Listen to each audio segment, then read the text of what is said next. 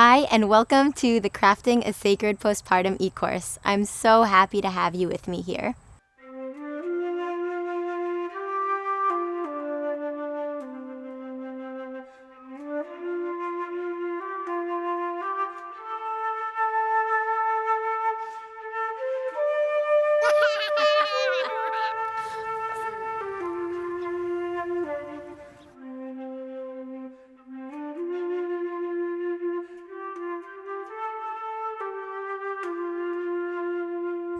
Traditional cultures, the cultures of our ancestors, viewed the postpartum as a sacred window of time in which the new mother's only responsibilities were to fall in love with her baby, establish breastfeeding, and heal from pregnancy and giving birth. Her tribe would make sure all of her needs were taken care of.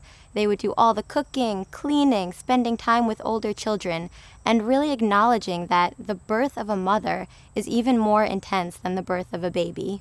In our culture today, it seems almost the opposite. It's commonplace for a woman to spend all of her time focusing on the birth and preparing for the birth, but she might spend little to no time thinking about the postpartum, the very foundation of her journey as a mother. A new mother is sensitive, vulnerable, physically depleted, and in great need of nurturing.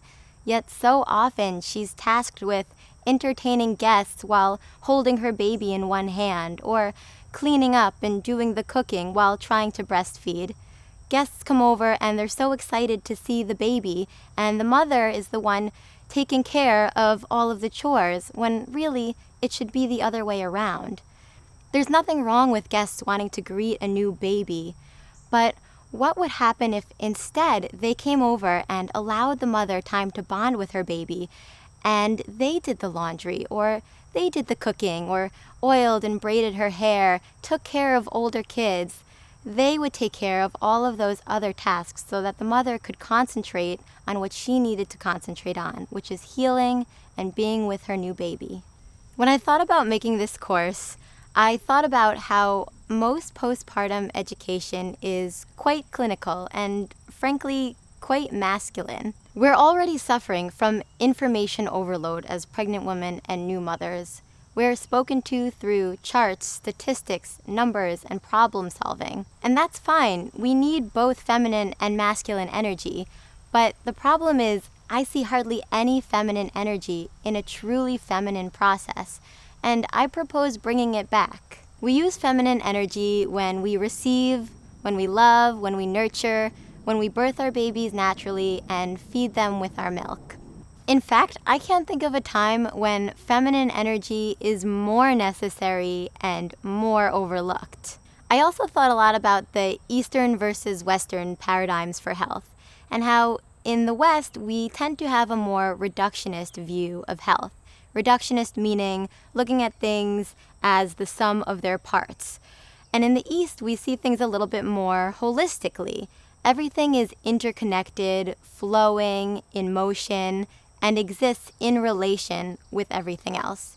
So in the West, we might have this idea of one supreme being or one standard of health.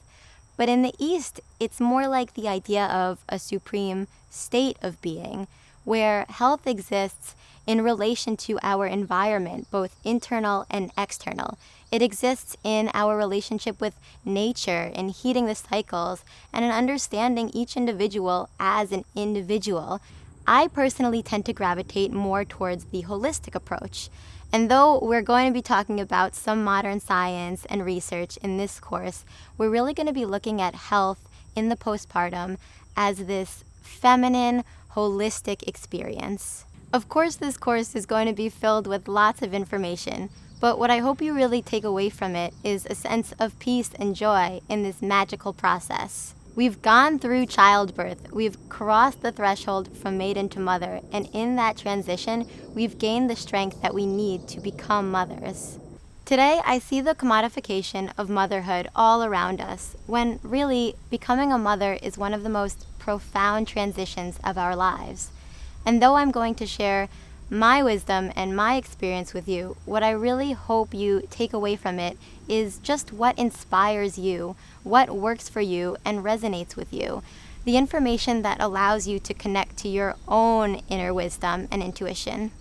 We'll begin this journey by diving into how to create a sacred space for yourself during the postpartum. We'll return to the idea of visitors and housework and hone in on how to turn your home into your postpartum sanctuary. Next, we'll dive into healing nutrition and think about some of the ways our ancestors used to eat, ways that were considered absolutely essential for healing the body in the postpartum. Last, we'll talk about sacred and traditional self-care, practices that our great-great-grandmothers were doing and that we should and can easily be doing today as well.